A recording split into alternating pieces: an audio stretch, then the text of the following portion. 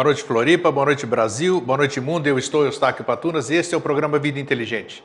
A primeira informação que eu quero trazer para vocês é que doravante o Vida Inteligente, que era reprisado às terças-feiras, 9 horas da noite, agora, uma mudança interna da emissora, passa a ser reprisado às quartas-feiras, 9 horas da noite. Toda quarta, 9 horas da noite, reprise do Vida Inteligente, claro, da semana anterior. Então, ontem à noite, nem eu sabia disso, eu soube aqui agora, ontem à noite passou a reprise da semana passada, quando nós falamos sobre andropausa aqui.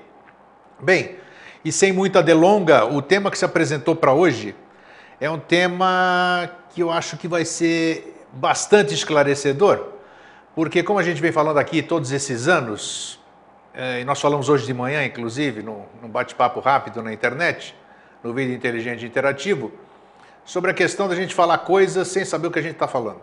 Muitas vezes a gente diz coisas que a gente nem sabe o que está dizendo. É repetição automática, isso acontece diariamente, isso acontece nas instituições e, como já disseram certa vez, 3 coisas que não têm retorno: a palavra proferida, a flecha lançada e a oportunidade perdida. Então, muitas vezes, nós soltamos palavras, criamos seres, criamos formas de pensamento e depois fica difícil para a gente desfazer isso aqui. Então, todo cuidado é pouco naquilo que a gente fala, naquilo que a gente profere, porque tem poder, tem força e é uma criação cada palavra que a gente diz. E muito se fala, o tema que se apresentou para hoje é luz e trevas. Quantas vezes vocês já ouviram falar, você é luz, eu sou luz, fique na luz, muita luz para você. Mas afinal, o que é essa luz aí? É isso aqui que está iluminando minha cara agora, aqui a ambiência? Isso que está na sua casa? Que luz é essa? Você sabe quando você...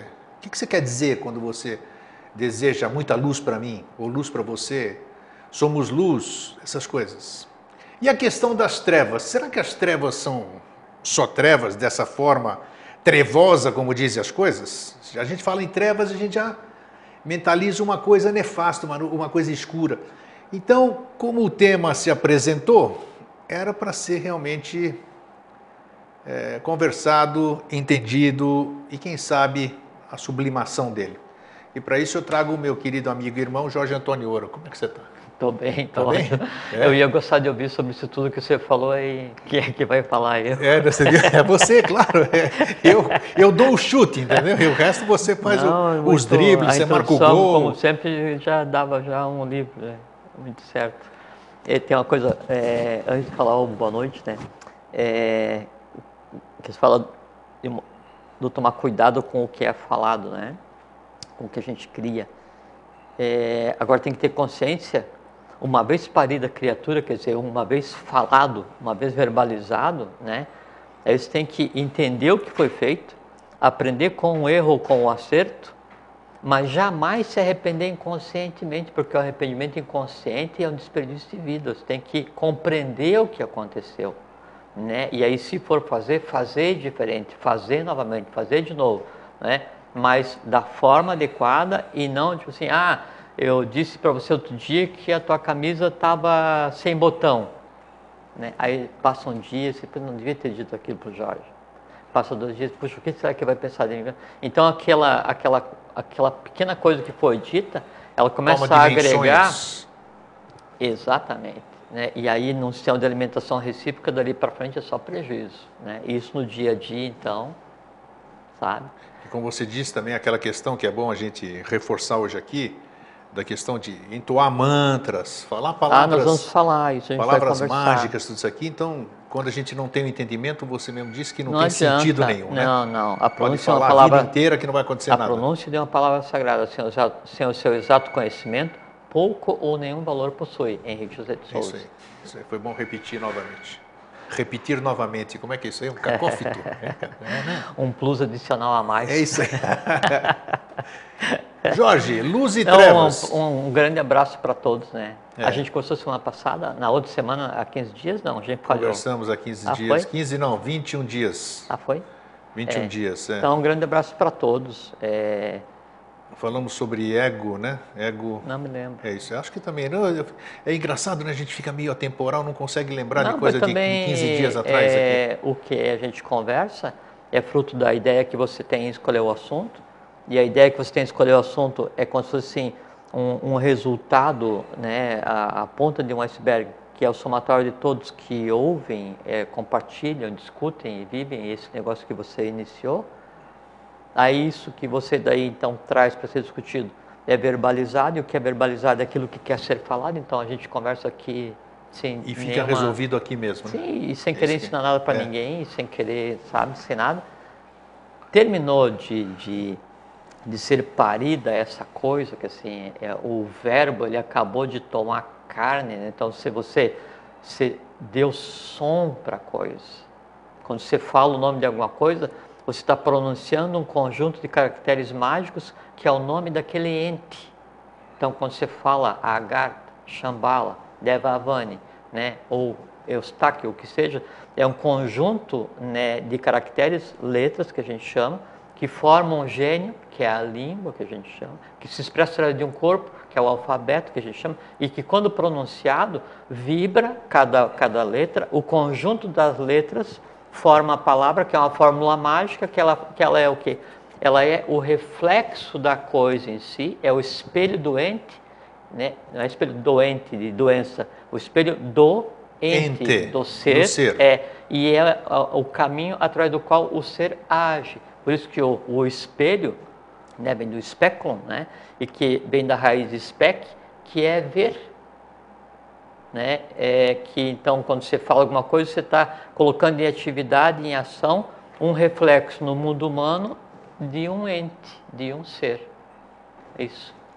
Você me chamou a atenção aqui porque minha mãe me perguntou ontem ainda, que interessante isso, né? Ela disse para mim assim, por que será que nós, no planeta aqui, nós temos tantas línguas?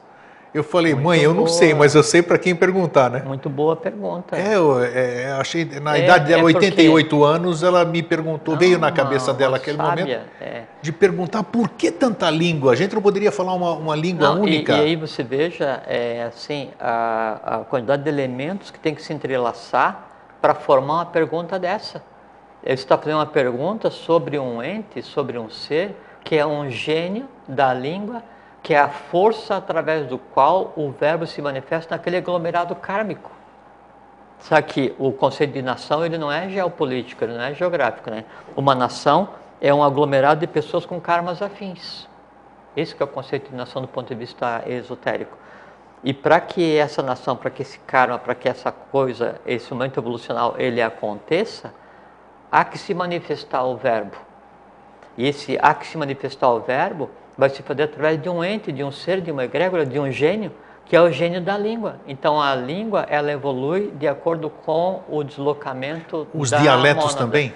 Todos. Tudo que está ligado à que língua. Quando, assim, a língua morreu, né? É porque quando a língua morre, é que o último ser, o último ente falante, o último ser que fazia ligação entre o manifestado, né, e o manifestado, ele já não mais vitaliza. Então, a língua, enquanto ser, enquanto ente, enquanto egrégora, enquanto conglomerado, deixa de existir, deixa de se tornar vitalizada a ponto de ser verbalizada e some.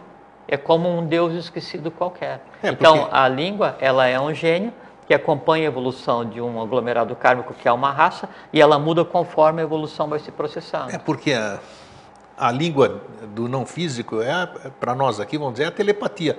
E a telepatia você entende em qualquer língua, né? Por que essa diferença aqui? E o que nós estamos falando, só para fazer uma parte, tem tudo a ver, porque luz, nós estamos falando luz em português, trevas em português. Agora, numa outra língua tem uma outra entonação, um outro sentido, talvez. É por isso que foi interessante a gente abordar o tema de idiomas e diversas línguas. Eu só ia comentar a questão da telepatia. Não é que a telepatia não tem idioma, né? É que o verbo, a distinção do verbo, ela só é necessária no momento da manifestação no plano. Porque, por exemplo, assim, se eu vou falar sobre o sol oculto, na tradição da língua brasileira, ou na tradição agartina, ou na tradição sânscrita, ou na tradição grega, ou na tradição romana, ou na celta, qualquer que seja, ou na maia, ou na inca, todos eles se referem ao mesmo ente. Só eles dão um nome diferente de acordo com o quê? De acordo com a capacidade que o gênio tem de interpretar aquela coisa. Entende? Mas nós vamos chegar ainda nesse plano físico, nós vamos chegar a falar a mesma língua um dia ou não? Uma só língua. Isso eu sei, perguntei de propósito. Nós vamos, sem dúvida. Isso está vaticinado agora? Sem dúvida, vamos sem dúvida. Sem a menor dúvida. A língua do futuro vai ser o brasileiro. Assim, o gênio da língua, ele evolui de acordo com, Sim. né? Então, nós temos mais alguns ramos raciais até o final da oitava, partindo para a oitava raça, sétima raça-mãe. Então, a tônica do que vai estar vivendo, a tônica dos seres viventes, né, é a nova expressão da Agartha, que é a língua brasileira já adaptada. Quem viver, verá. Nós? Com a mais absoluta certeza. Jorge, vamos começar pelo contrário. Tudo que a gente vê assim, a gente sai assim... Então, só vou dar um fraterno abraço a todos. Pode dar. Um fraterno abraço a todos. Bem-vindos. Bem-vindos. Quando a gente sai daqui... E obrigado, então, às vezes as pessoas falam assim, lá no Facebook, muito obrigado porque vocês conversaram alguma coisa que me ajudou, vocês conversaram alguma coisa que me esclareceu. É o contrário. A gente conversou outro dia, é que nós que temos que agradecer, não é? Que alguém dê utilidade ao que nós falamos. Não tenha dúvida disso, puxa vida, isso aí é todos os dias. Porque uma estação de TV, como tem essa daqui, ela está gerando sinal independente de alguém captar o sinal ou não. Se nenhuma TV sintonizar nessa estação aqui, ela morre por inanição, ela não cumpre o seu papel. Então, o que a gente fala aqui é o resultado de todos e só tem sentido porque para alguns ela tem utilidade e em alguns ela processa o quê? A gente não sabe, transforma, né? Transforma de acordo aí com o mérito de cada um. Isso é bacana porque as pessoas, porque sabe, fui procurar sobre a China e acabei descobrindo um vídeo sobre vocês e não parei mais de assistir. Isso aqui parece Ruffles, parece Alma Chips. Eles não param. São 144 programas, 145 hoje, da série Mosaicos do Novo Ciclo. A pessoa começa a assistir e não para mais. Antes, quando a gente começou a conversar, aí depois de um tempo, daí quando eu escutava alguém falar assim, olha, eu ouço o programa de vocês lá no áudio enquanto eu estou correndo no parque. Fazendo Cooper. Me soava muito estranho, né? E aí agora as pessoas falam exatamente o que você fala assim, eu vi e aí eu passo o dia inteiro vejo vários por dia, mas daí já não é mais nada a ver com a gente. Isso aí. Porque se criou um conjunto de forças que desperta o que já existia em cada um. É como a gente conversou no outro dia. Isso eu acho interessante que você sempre friso, é bom parar de novo, porque se eu digo assim para você, isso aí tudo é porque existe já na pessoa, não é porque então, ela sabe falou. como se forma o Deva? A gente conversou sobre como é que um pensamento se forma, como é que esse projeto. Tem um projeto assim para você, que você viva em paz por 1000 anos, grego. Então, quando eu digo isso, né, com vontade, né, e com objetivo, então eu gero um ser, né, uma forma de pensamento, aí ele vai sair da parte que me cabe, se projetar no plano, alterar o plano por onde ele vai passar, porque ele é uma forma pura de desejo de saúde, de alegria, de paz, e vai ficar no teu entorno, ele não vai te transformar, ele vai ficar no teu entorno. Só que o que eu desejei para você, paz, alegria, saúde, fraternidade, o que seja, ele fica no teu entorno e fica como se fosse um sino vibrando, né? E se tiver em você a semente da paz, daí isso que eu mandei para você, ele funciona como um catalisador e faz com que o que você existia e você não sabia se exteriorize. Aí a tua paz, ela vem de dentro para fora. Qualquer coisa que o ser humano tenha hoje em dia, independente do que seja, da maior bem-aventurança, a maior desgraça, vem de si mesmo. Não tem divindade no universo que enfia alguma coisa na marra na cabeça do ser humano. Então, se eu digo para você, paz, fraternidade, alegria, saúde, bem-aventurança, né? E eu te mando, e esse povo todo fica no teu entorno gritando paz, paz, alegria, alegria, fraternidade, bem-aventurança. E aí você tem alguma coisa que é paz. Aí essa paz que está latente, desperta. Ela ouve, opa, E aí, estão me chamando. Aí então sim, isso que eu falei para você, ela serve para despertar o que em você já existe. Então, uma pessoa escuta um vídeo sobre um assunto qualquer e aquilo dá uma sensação na pessoa, né? Como a gente tem um outro depoimento, né? Nossa, às vezes você manda monte, alguns, né? Então aquela sensação de bem-estar, de achei o meu caminho, estou voltando para casa, essas coisas assim, não é por conta do que a gente fez ou pensou de fazer, ou sabe, a gente vem aqui porque é divertido. O mérito é da pessoa de ter sem dúvida, captado isso, sem né? dúvida. Assim, se não existisse nela, né, já aquilo tudo que se fala, nela não aconteceria nada. Nada assim. Passaria despercebido ou não, mudaria é como de... alguém colocar na minha frente um prato de salada de chuchu, que assim, não me diz nada. Você não gosta de chuchu? Não, nem de churrasco. Então, ou um churrasco ou um chuchu, eu olho aquele negócio ali e não me diz nada. Então, não tem em mim a vontade. Agora, se eu olho aqui na mesa e eu adoro chuchu, por exemplo, né? Como é que funciona? E só que a vontade de chuchu está escondida porque faz anos que eu não como chuchu. Aí alguém vem e coloca um prato de chuchu. Aí eu olho aquele negócio ali, né? Aí teja as tatas, transforma aquela imagem, aquilo passa pelo astral, sai... Ele olha para você de volta, né? Sai arrastando todo mundo, aí avisa, chuchu, vai se alimentar. Aí a vontade vem e a boca começa a encher de água, aquela coisa assim, e eu vou e me entupo de salada de chuchu. E depois vem arrependimento de ter comido só. Então, se em mim não existir, não acontece. Sim. Entende? Por isso que daí a iniciação, a busca do aprendizado, ela é interessante porque pega o que se tem e vai se andando passo a passo. Isso é o evoluir, é andar passo a passo para aprender a ver e despertar aquilo que em você já existe, para sublimar aquilo que em você também já existe, mas que é contrário à lei. Porque em cada um de nós existe o que de melhor existe no universo e o que de pior existe no universo. Nós estamos aqui para trabalhar e treva. isso. Então vamos começar. Então tá, e voltando àquilo que eu falei, a gente saindo, quando fisicamente as naves saem do planeta, esses satélites que a gente manda, tem aquelas visões que o espaço é escuro. Escuro ali, né? Lá em cima é tudo escuro. Lá em cima não, no todo. A gente tem a mania de dizer em cima, né? Aqui também em cima e embaixo é a mesma coisa, né? Não tudo. existe em cima e embaixo. Isso. Por quê? Então, se tem essa impressão, quando se fala de o escuro trevoso, a gente já faz uma associação... Não existe nem aqui e lá, né? Porque o lá não existe. Também, né? também. Então, no universo só existe o aqui. E isso que é um conceito que a gente tem que compreender, porque o aqui existe. Aonde? Aqui. Nesse universo onde eu vivo. Nem em cima, nem embaixo, nem do lado. Não existe lá. Lá. Não existe, E também não existe nem a luz, nem a escuridão, né? Porque são então vamos falar sobre isso, exatamente. Então compara as duas, fala sobre as duas, treva e luz. Sim. Muito bem. A cosmogênese é bem diferente da cosmogênese religiosa, né? Não, já estamos encadeando as coisas para começar a conversar.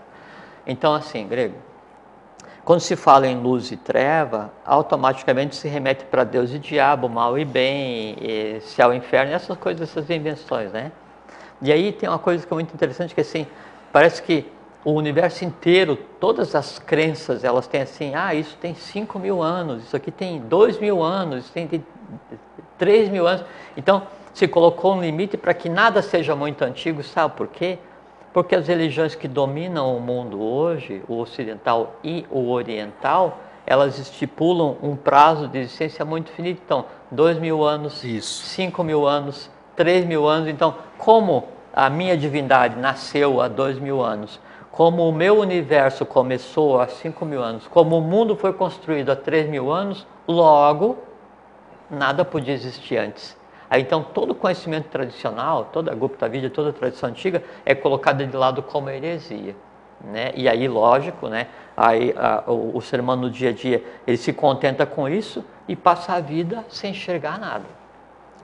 Bom, primeiro para o conceito, onde surgiu o conceito de bem e mal, que isso é luz e treva, na verdade. Onde é que surgiu e como é que ele se manifesta no ser humano. Então...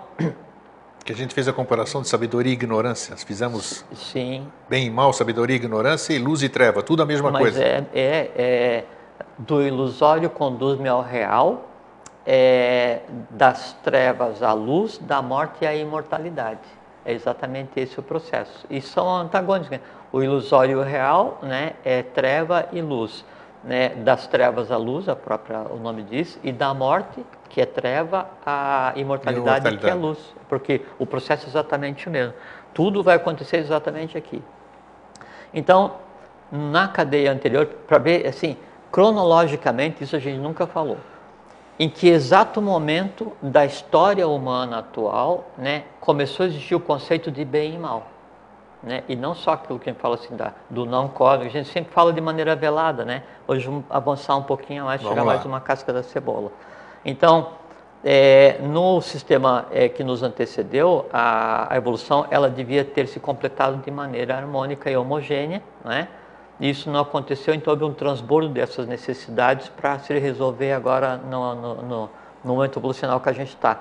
Então, quando começou a vida nesse planeta que a gente chama de Terra, Bumi, já na primeira raça-mãe deveria ser uma raça com corpo físico, já com o resultado evolucional da anterior. Como não teve resultado evolucional anterior, não foi isso que aconteceu. Então a primeira raça, que foi a raça bórea, ela não tinha corpo físico, né? Quanto tempo durou a raça bórea?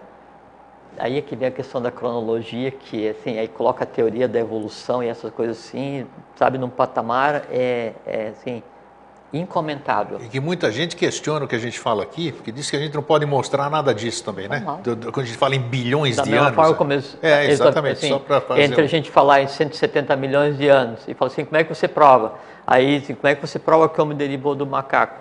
Né? Que assim, é uma visão assim, tudo bem. Então, a primeira raça-mãe, a raça bórea, existiu durante 170 milhões de anos, ainda tomando corpo físico, como resultado de uma cadeia anterior não bem realizada. Vem a segunda raça-mãe, já nesse planeta que a gente está habitando agora, a raça hiperbórea, existiu por 103 milhões de anos, ainda tomando densidade para completar o que da cadeia anterior havia ficado não resolvido. Aí começa a terceira raça, que é a raça lemuriana, né? Então, já com corpo físico, e a raça lemuriana, ela existiu por 63 milhões de anos. Vou primeiro ir até o fim, até o Ário, depois eu volto para determinado ponto para dizer então antes que aconteceu o mal e o bem. Então, a raça lemuriana existiu por 63 milhões de anos. Terminada a raça lemuriana, então começa a raça Atlante por 6 milhões e 360 mil anos. Pequenas variações, mas mais ou menos isso. Terminada a raça Atlante, terminado o ciclo da raça Atlante... Você considera o fim da raça Atlante com o último afundamento de Poseidon, vamos dizer, esse sim. Total. Na verdade, sim, a Atlântida como foco evolucional, não é? Porque quando afunda a última parte, então já havia um espargimento dos Atlantes pelo mundo inteiro, que é o que a gente conhece como os Incas, Maias, Aztecas, Toltecas, os egípcios. Daí os remanescentes daquilo ajudaram a formar a próxima raça, né? Não, remanescentes não, aí é que tá. Então, já volto para comentar isso. Tá. Então, terminada a raça Atlântica, começa a raça Ária, há mais ou menos 1 milhão de anos, quando o Manu vai para a meseta do Pamir, né, o topo do mundo, e então cria lá a raça branca que se expande e é onde a gente está agora. Está aí na quinta raça-mãe, que é a raça ário-semita, na quinta sub-raça já mesclada com a sexta e a sétima, que é o que está acontecendo agora aqui no Brasil. Muito bem. Quando vai para, respondendo a tua pergunta, para formar a próxima sub-raça, assim, para formar a raça área, o Manu retira da quinta sub-raça Atlante, dos semitas, um grupo de seres, e aí desloca para a meseta do Pamir, né? E lá então se criam 7 segmentos, como se fossem 7 castas, 7 grupos de seres, cada um representando uma das sub-raças da raça-mãe seguinte. Então, a raça Atlante ainda está em andamento, quando a quinta raça-mãe, a ário-semita, já estava em desenvolvimento na meseta do Pamir, tá bem? Ok.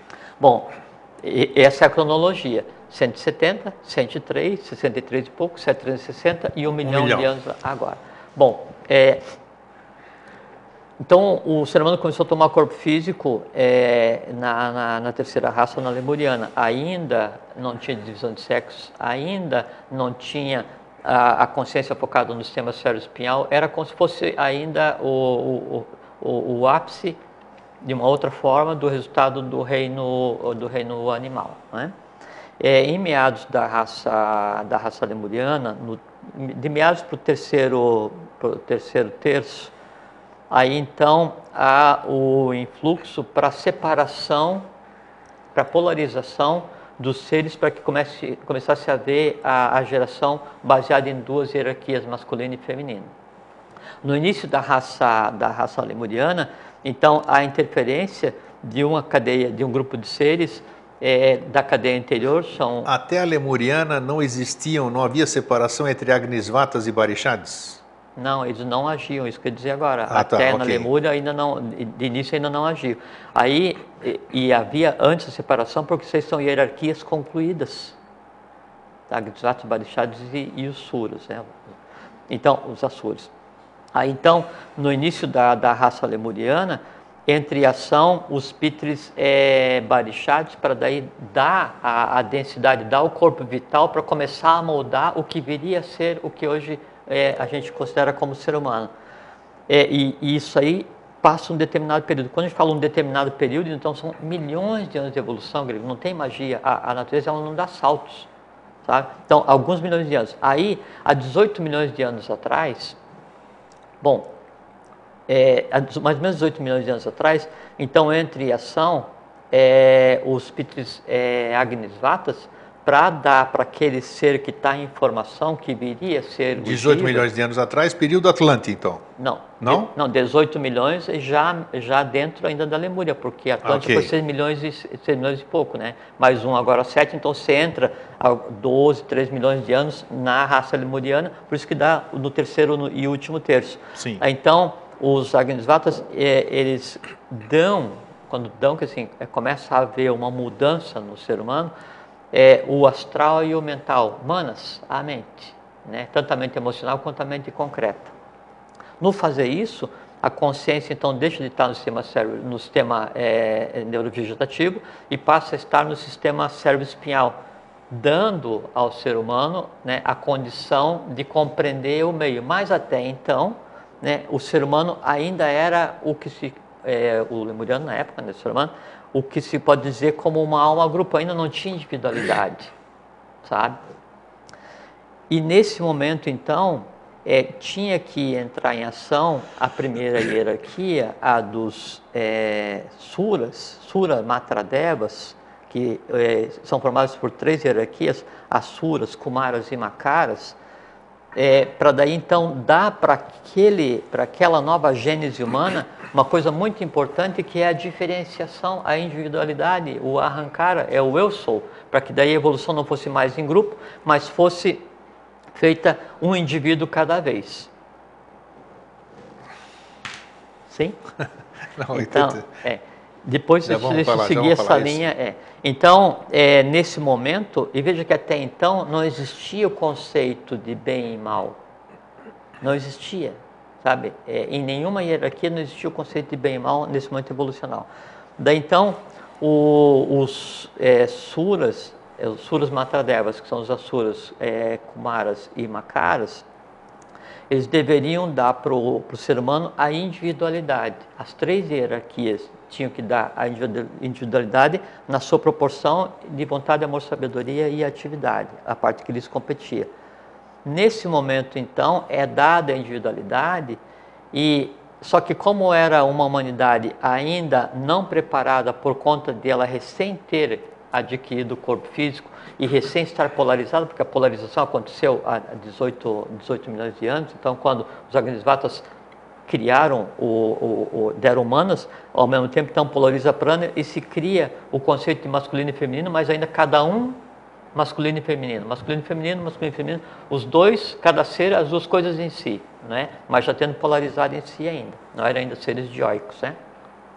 Aí então, desse momento em que, veja como é que é a evolução, desse momento em que se dá a gênese humana, manas, quer dizer, a mente concreta e a mente emocional, o astral e a mente concreta, e se cria a polarização do sexo, até que se chegue ao ponto da dioicidade, que assim, de seres humanos masculino e feminino completamente separados, né, vai mais 8 milhões de anos. Então, o ser humano com macho e fêmea, homem e mulher, como é hoje, existe há 10 milhões de anos.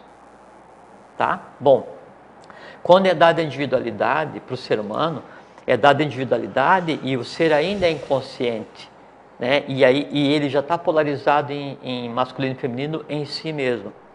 Nesse momento começa a existir o bem e mal do ponto de vista humano, porque nesse momento, como tem a individualização da criatura, se projeta da cadeia anterior o que não foi resolvido, o que não foi equacionado, que seriam as tendências negativas, né? E aí então, esse ir e vir humano, já individualizado e inconsciente, é que começa a gerar o bem e mal humano inconsciente.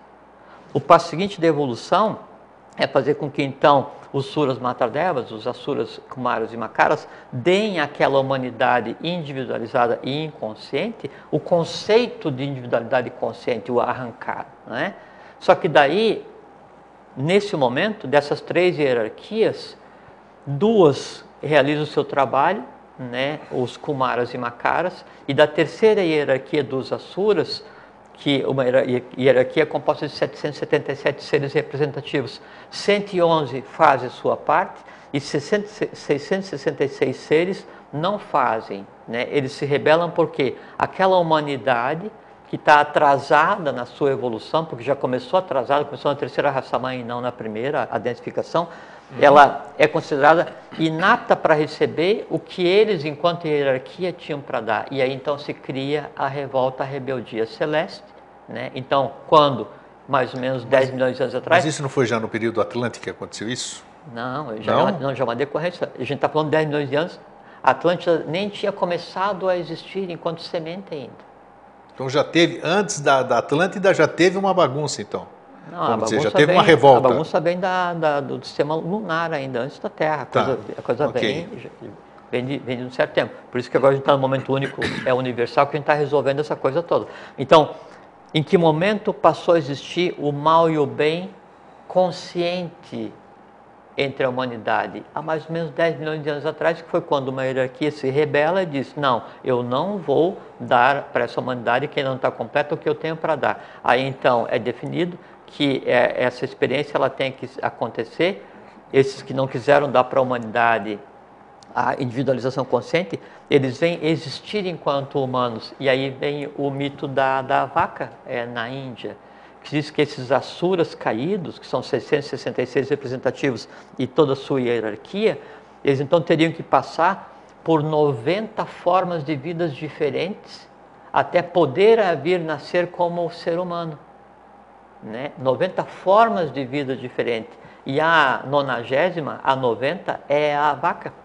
Então, na Índia se crê, na tradição antiga se crê, que aquele ser, aquela vaca, né, é um ser ligado, né, a um desses asuras revoltosos que criaram o não cósmico, que daí existiu, fez toda a experiência que tinha que fazer para resgatar e para adquirir consciência do que é o mundo físico mais denso.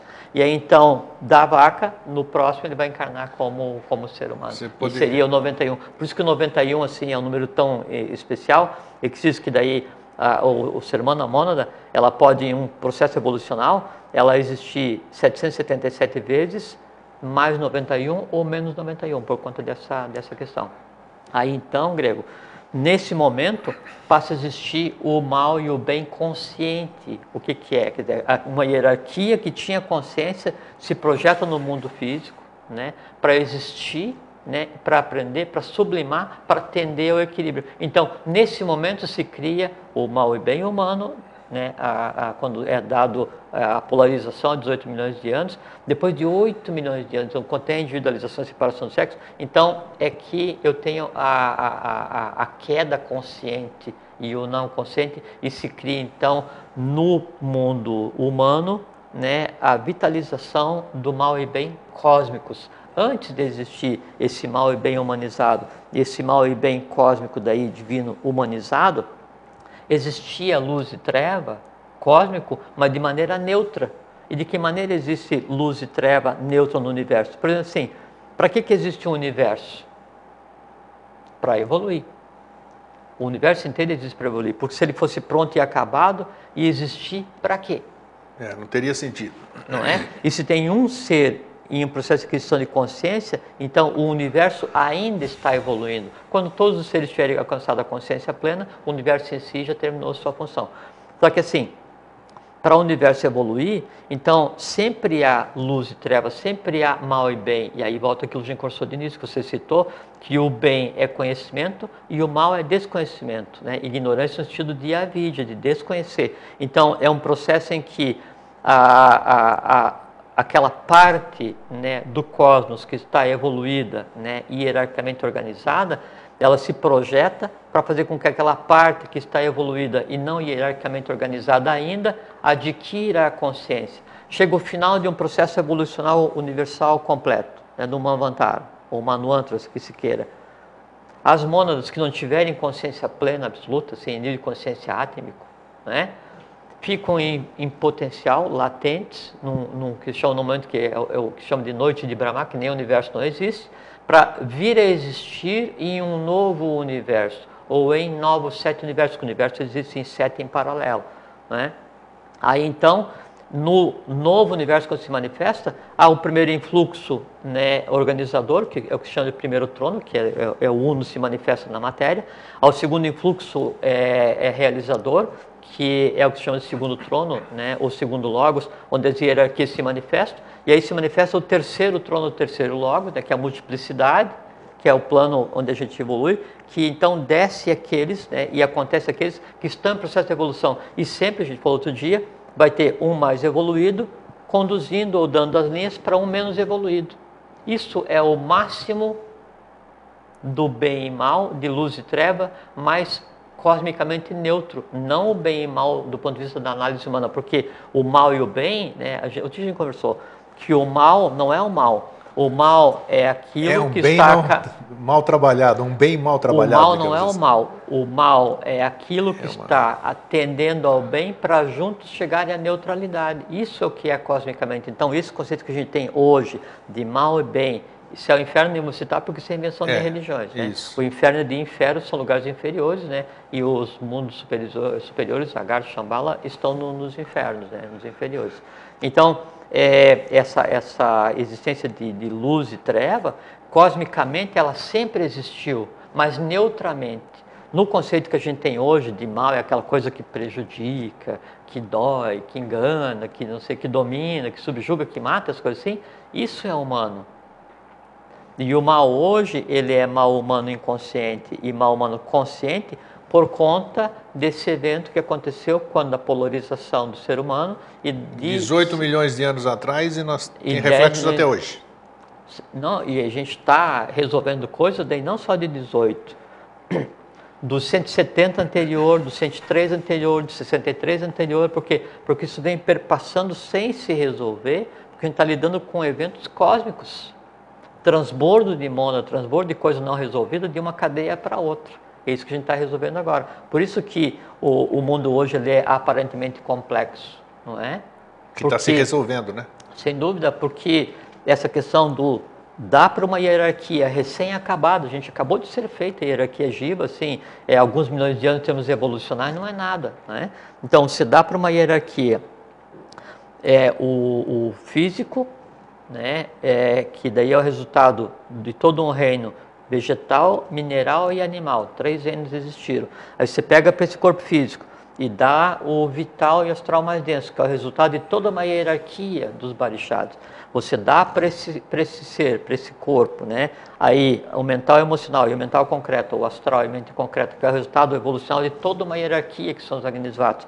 Você dá individualização para essa hierarquia. Que daí quem nos deu isso então foram os Suras Matradevas, né? Os Asuras, os Kumaras e Makaras.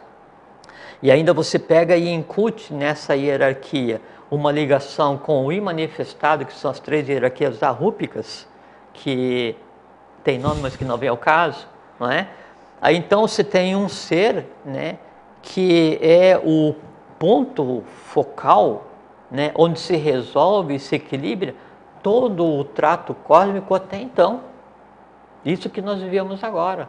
E aí o que acontece? No ser humano daí, convive a divina rebeldia, a avidia, a ignorância, mas o potencial do conhecimento. Então, nós temos em nós todo o universo manifesto, nós temos em nós todas as hierarquias já concluídas nesse momento evolucional, mas não aprendemos a ver. Então fica esse negócio, a gente olhar o universo como se existisse lá, como sim, se existisse claro. ali, Tá tudo... sabe, em cima, embaixo. São cristalizações que a gente tem de... Não existe. De tempos, não existe. tempos, Então, tempos. isso que é, né, do ponto de vista de bem e mal, né, a gênese, a origem do bem e do mal é divino humanizado e do bem e do mal humano humanizado. Isso aí tem que tender à neutralidade. E a neutralidade é somente o quê? Aquela coisa que ainda não está consciente, rumar para aquela coisa que está consciente. Esse é o processo evolucional. Fora disso, o resto é só uma questão teatral humana, mais nada. Então essa questão, voltando ao início da nossa conversa, que essa questão que as pessoas falam hoje, a questão de eu ser luz, o que vem a ser isso? Isso existe? Porque... Eu sou luz, você é luz, somos luz, e não sei o quê. Então, tem algum sentido isso ou não? Não tem nenhum. É que assim, tudo vem a questão de ponto de vista. Ponto de vista. Então, as tradições ocultas degradadas, né, tendo perdido o seu contato com o foco da direção evolucional. Então, por assim, como no Egito, né, quando Atom instituiu o culto a Atom, o deus solar, como o sol oculto, né? Então são 4 sóis, né? O físico, o vital, o polar, o equatorial, aquela coisa toda que a gente já conversou aqui, não profundamente, mas um dia a gente conversa profundamente. Se perde essa tradição, né? Depois que termina o reinado de Conaton, Amenófis IV, né? E aí se cria uma adoração ao sol sem saber o porquê. Ra. Porque o sol representa a luz. Ra tem de Ma, Ka e Ra, né? Que é corpo, alma e espírito, né? É sal, enxofre, mercúrio, né? Também ocultamente tem uma razão para isso. É quando a gente conversou do Ma, Ka e Ra, podia ser Makara também ou não? Sem dúvida. Sem dúvida, corpo, é isso alma, mesmo? Espírito consciente Tá. em um único ser, um Makara, né?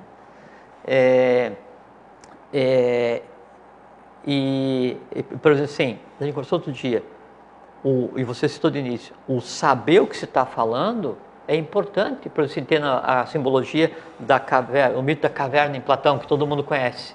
Que daí então o pessoal está preso por ferro no pescoço e no braço, nas pernas, e aí tem o fogo projetando as imagens. Aí o fogo, porque Platão era iniciado. Ele tinha o conhecimento, mas ele passava o conhecimento revelando o conhecimento. Então tem que ler Platão como se estivesse lendo a revelação. Então, por que ele fala o fogo projetando as sombras na parede? É porque quem cria as formas do mundo visível no mundo invisível é Tejostato, que é fogo. Então, numa frase, ele dá uma chave para interpretar o que liga o mundo visível e invisível. Assim é o todo. Então, quando fala assim, o sol é o foco, é a luz da vida, não sei o que, o sol divino, que a tudo ilumina e dá vida para tudo. Conversa fiada, o sol não dá vida para nada. Quem dá vida para todo o universo é prana. O sol é um emissor de prana, mas o prana vem do sol oculto. E o prana não tem cor, não tem cheiro, né? E não é luz nem não luz. E o sol que a gente vê é um conglomerado eletromagnético, que ele é o resultado do que existe dentro do sol polar, do equatorial e do central. São 4 sóis. Entende? Então, aquilo não é luz, tanto é que o sol não é amarelo. Né? O que vem dali é branco. Fica amarelo por causa da refração do ar aqui. E o calor que a gente sente aqui também é o conjunto do que acontece dentro e fora, eletromagnético, como se fosse forno de micro-ondas. E noite e dia não vem daquele sol, é um conjunto de outras coisas. Então, o que a gente tem que fazer é aprender, e por isso que eu falei agora há pouquinho, é assim, não existe lá. O lá não existe fora do nosso sistema solar, é outra história. Que a gente tem mania de olhar para cima, né? Não, existe o aqui. Esse universo onde eu estou existindo, aqui onde nós estamos pisando. Aqui é onde? Aqui? Aqui, porque o aqui é o ponto onde se entrelaça físico, vital, astral, mente concreta, mente abstrata, Atman e Budi. Todos os 7 planos universais entrelaçados vitalmente via prana aqui. Então, quando digo para você assim, você é um ser de luz. Assim, do ponto de vista místico devocional, é muito lindo. Né? Você vai ficar emocionado, né? Você vai pensar que eu sei o que eu estou dizendo, né? Você vai, nossa, o Jorge é um místico, é um mago, o cara me chamou de ser de luz. E aquilo vai ter impacto em você e você vai se ver como uma lanterna ambulante. Né? Mas não adianta, eu posso dizer assim para você, você é uma criatura consciente, Então eu projeto em você alguma coisa. Então eu sei o que eu estou falando para você. Eu sei o que eu quero que aconteça em você. Não adianta eu te elogiar, não adianta exteriorizar um prazer que quando eu digo assim para você, você é um ser de luz. Aí você fica muito contente, mas ocultamente eu, né, que estou dizendo que sou um cara neutro e humilde, eu fico muito feliz porque eu sei que você ficou feliz com o que eu te disse. Então, em mim existe um elemental, uma forma, emoção, que se alimenta do elogio que eu te faço. Um elogio que eu não compreendo. Então, e as pessoas confundem, Isso tem que ser sublimado. falando com uma Então, boa às intenção, vezes, e não é isso, né? às vezes, a própria intenção da questão do conhecimento, a própria intenção da exteriorização da emoção, a própria intenção do desejo do bem, do bom e do belo, tem que ser analisada à luz da iniciação para que não seja só um alimentador de emoções não reveladas, por mais elevada que seja essa emoção. Então, quando eu digo assim para você, vou fazer um cumprimento em um idioma qualquer, né? Como o pessoal usa, né? Então, dizer para você assim, fique em paz, eu uso em um outro idioma. Eu tenho que saber o que eu estou fazendo. Eu tenho que saber o que eu estou falando, porque senão fica, como diz o professor, aquela falsa sensação de dever cumprido. E não adianta nada. Entende? Eu tenho que ter consciência do que eu estou fazendo. Isso é importante. Assim, a gente falou agora um pouquinho da questão do espelho, do ver, né? Então, e isso tem a ver com a questão de luz e treva, quando eu adquiro um conhecimento consciente, esse conhecimento que eu estou adquirindo, ele não é o conhecimento em si, mas ele é o reflexo do conhecimento real, e como é a luz, então vai refletir uma luz qualquer. A luz, ela reflete, então tem o foco, reflete e em mim chega. Então, há um caminho do ponto original até onde eu estou. Então, o ver, que vem da raiz de spec,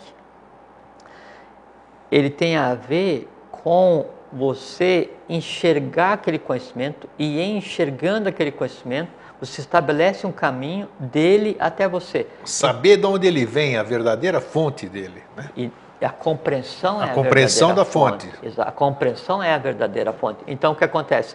Quando nós estamos aqui falando sobre o Sol oculto, sobre o Sol polar, sobre o Sol equatorial, sobre o Sol central interno da Terra, sobre o Sol astral que a gente vê, sobre os vários sóis que existem no universo, sobre o ponto que gira todos eles na galáxia. Quando eu estou falando sobre isso, eu estou formando uma imagem e eu sei o que eu estou falando. Então, nesse momento, aqui, na nossa hierarquia, no teu vital, astral, mental, está o quê? Aquilo que está além do akasha, que é o que separa. Você está trazendo para cá. Exatamente. Isso é fazer com que a luz venha para as trevas, porque daí, nesse caso, sim, a treva é o desconhecimento. A luz é a revelação. Não, e por que isso é a simbologia da luz, grego? Porque é o seguinte, o que nós vemos no mundo físico é aquilo que tem a capacidade de refletir a luz. Então, a luz, ele é um instrumento, Tejas Tattva, é um instrumento que permite ao sistema visual, que não é só o olho, ele é todo um sistema, que permite esse sistema transformar a imagem em uma imagem invisível. Então, a luz, ela me dá essa condição. Então, todo mundo busca a luz, é porque eu busco a luz para poder enxergar alguma coisa. Porque a luz em si, ela não tem sentido nenhum, não significa nada. Né? Eu vi a luz. Pode ser muito bom se ela estiver apontada para algum lugar. Eu vi a luz apontada para a caneca, eu sei que é preto, laranja, essas coisas assim. E que dentro tinha água, que agora a água já está em você. Agora, se eu digo assim, eu vi a luz e a luz foi apontada para o meu olho, é ruim pra caramba, porque eu não vou enxergar nada e depois que a luz for desviada dos meus olhos, eu ainda vou continuar sem enxergar por um tempo. Então, até luz em excesso não presta. Entende? Então, assim, fala assim, alguém fala assim, que o grego te dê muita luz. Aí você brinca assim, tudo bem, mas não dirige o facho no meu olho. Né? Porque luz é apontar para alguma coisa, para que eu veja aquela coisa me veja de volta, e em isso acontecendo, eu trago aquela coisa, independente de qual ponto do universo esteja, para o mundo físico, e ela aprende, e eu do mundo físico vou naquele lugar, aprendo. Estabelecido o caminho, misturei o visível com o invisível, o humano com o divino, e aí quando eu misturo luz e treva, eu chego ao ponto da neutralidade. Luz e treva, o equilíbrio não é cinza, né? Não é meio tom, é neutralidade é o nome. É, exatamente, a neutralidade. É assim que são as coisas. O Tocha lá de Joinville pergunta, nós já falamos sobre isso, Tocha. Melhor se assistir, ouvir os programas anteriores. Como são criadas as raças? Sim, mas a gente comenta rapidamente. É. O Manu, ele pega uma parte da raça que está em andamento no momento, retira da convivência, leva para um outro lugar, que é onde vai estar a tônica, né, da próxima raça, e ali então é gerada a raça seguinte. Por isso fala Manu, função manúsica, função de geração dessa, chama vergontia, que é um termo pomposo, eu gosto de um termo muito lindo. Como é que é o termo? Vergontia da próxima raça, as colunas, tá. né, As colunas, se assentam. Então o Manu tira os seres, né, evoluídos daquela raça, aparta, né, e ali então se gera a próxima raça com os influxos da Agartha, sempre em grupos sociais, né, mas não grupos sociais, mas arranjamentos que tem a tônica das 7 sub-raças que vão se ver na raça seguinte. Por exemplo, assim, o filho Mancapaque Mamaoclo, Sumé, traz a semente Inca Tupi, vem, né, pega o litoral de Santa Catarina quase inteiro e sobe para o Roncador, onde se desenvolve agora os caminhos de Piabiru, né, também. Piabiru ou Paebiru, que é o bom caminho, o caminho do sol, o caminho da felicidade, né? E que passa aqui, então, todo esse caminho, ele pega o litoral de Santa Catarina praticamente inteiro, né? E aí sobe, vai para o Peru, Bolívia, Chile, aí vem até o Roncador. Então, por que o ser humano, ele tem... Eu, por exemplo, particularmente aqui, vamos dizer, eu prefiro muito mais o dia do que a noite. Me traz muito mais alegria, mais vida, vamos dizer, apesar de que à noite, estou falando dos aspectos ao pé da letra, né? Não esotéricos nem exotéricos. Me dá muito mais bem-estar conviver com a luz, perceber o sol, ver o sol, apesar de que o sol de noite também está brilhando, né? Sim. Só não estou vendo, mas ele está lá. Sim. Por quê? Só que o influxo é diferente. Será que essa impressão que eu tenho, e muita gente tem também, tem gente que detesta a noite, tem gente que adora a noite, isso aí o que é? É reflexo de tudo aquilo que nos antecedeu, como você disse? A gente carrega isso e da tônica de cada um, né? Então nós temos os atavismos, as nidanas e escanas que daí dão essa tônica. Só que assim, quando a Terra gira, né, e que aí a gente entra no conceito de noite, e noite é uma coisa muito interessante, que noite não é, isso é coisa muito interessante, que a noite não é a ausência do sol, a noite é a noite se projetando, é como se tivesse um sol de noite e um sol de dia, entende? Explica melhor. Não, hoje não, um dia a gente conversa. Agora você vai deixar assim uma noite, noite de dia? E aí é que daí nesse influxo do prana, né, que vem pelo sol, e vem por esses sóis que eu citei agora há pouco, e a Terra ela se comporta como o corpo físico, então o prana ele vai fluir de norte para sul e do leste para o oeste, né? E aí dentro desse fluxo de prana, o jogo dos 7 tatos é que dá, no nosso caso, o movimento circulatório, o ir e vir e a própria manutenção da vida. Na Terra a mesma coisa, né? Então, no momento em que está de norte a sul, leste e oeste, e que daí está o maior influxo, que a gente está vendo a ação do sol-luz, né? Então isso nos alimenta mais. Mas à noite, se não tivesse a noite prana, oxigênio, nada, a gente vivia de dia e morria de noite. Com certeza. Mas o organismo, ele continua se mantendo. Os influxos é que são diferentes, né? Você tem influxo, é como se fosse assim, no sol o influxo do futuro e na lua o influxo do passado. Então a noite ela representa o passado. O dia representa o futuro. Se você gosta mais da noite, você tem mais nidanas para resolver. Se você gosta mais do dia, você tem mais escanas para... Então, já que o assunto está aparecendo para uma próxima oportunidade, vamos falar rapidamente... Mas tem assuntos que a gente ainda não pode conversar. Claro, ainda não, mas nós estamos no sempre, dia né? Sim, um dia sim. Ou a questão da Terra, da Lua e do seu Sol, que isso aí vai muito além do que... Um sol gerador e o satélite. Imagina. Que a gente já falou que você disse aqui que a Terra é originária da Lua, né? Porque aí, não foi isso que você falou? Não no sentido físico, né? Mas Sim. até a filha, porque quem vive aqui fez transbordo da cadeia lunar, então todo mundo está experienciando aqui, já experienciou lá. E se alguém fizesse o trabalho assim, e daí isso eu sei porque eu fiz conscientemente. Nesses cento e poucas vezes 145 que a gente veio conversar, hoje. Então dá para montar um mosaico dentro do mosaico que aí tem uma explicação muito boa, do meu ponto de vista, de como é que o universo se organiza mesmo e por que daí dá para dizer que não existe lá, existe aqui, e que daí há lugares no universo onde não se passa, porque daí ali nada se desfaz, mas nada vive. Então, o conceito de universo, ele não tem nada a ver com o que hoje é colocado. E por isso quando a gente fala assim, não, porque veio o ser não sei o que lá de Sírios e se manifestou. Desculpa, mas não nesse universo.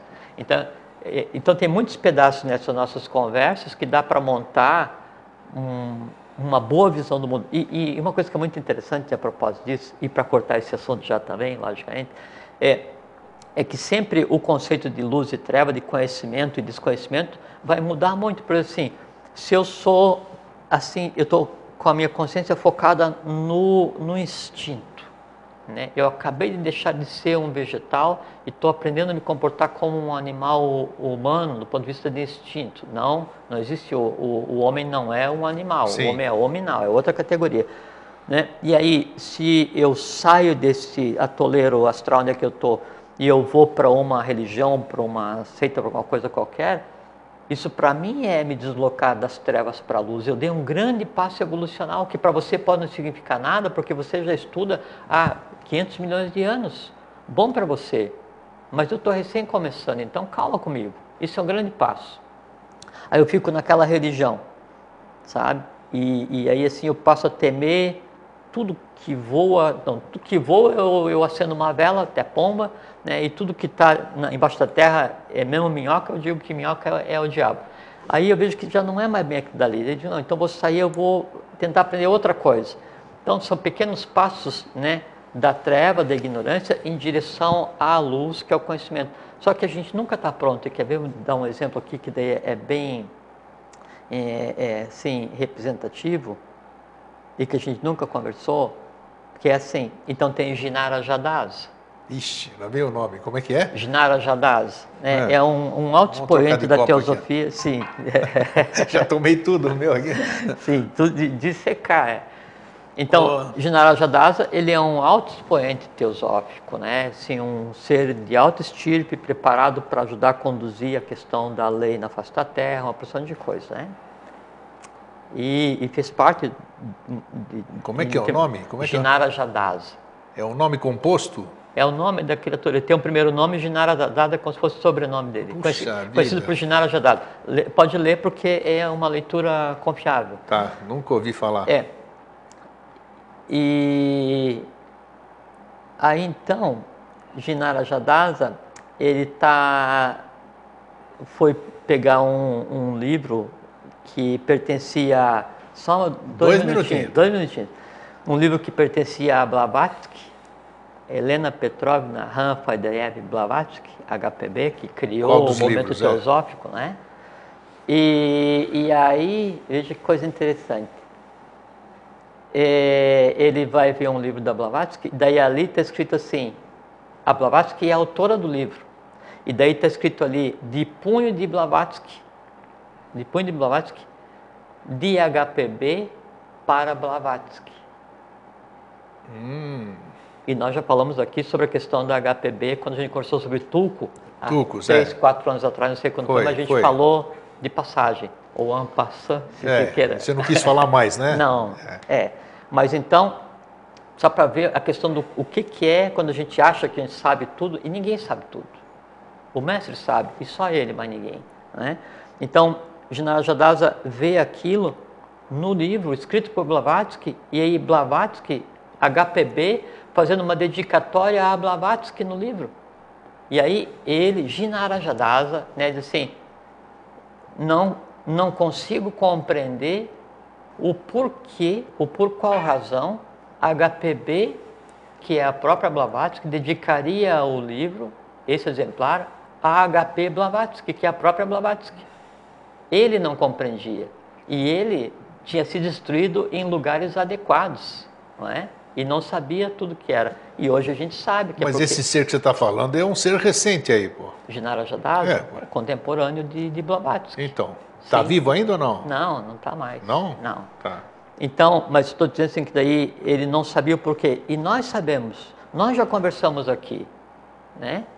Então, veja que sempre quando alguém pensa que sabe tudo, em seguida a lei evolui, o idioma evolui, o gênero da língua evolui, a lagarta se manifesta, o divino desce, o humano sobe, a visão melhora, o véu de Maia fica mais transparente. Transparente, né? sim. E se vê as coisas, então mesmo um ser como esse não sabia que HPB era uma coisa e Helena Blavatsky era outra coisa, dois seres distintos. Interessante, mais uma hoje para pesquisar em casa. Sim, sim. Não vai encontrar nada, mas você vai encontrar esse livro, essa Qual era o livro da Blavatsky? Isis sem véu. Isis sem véu, no Isis não, sem mas véu. Não, mas no Isis não só queria saber a referência Era do um livro. exemplar impresso onde Sim. tinha uma dedicatória dela para ela mesma. Sim. E aí, Genaro Jadaz escreveu um texto, né, a respeito disso. Esse texto eu até tenho. Ótimo, que legal. Isso, então. Para mostrar, para Cronos nos pegou aí, ó. o que é luz, o que é treva, que é do ilusório conduz-me ao real, das trevas à luz e da morte à imortalidade, ou do desconhecimento ao conhecimento.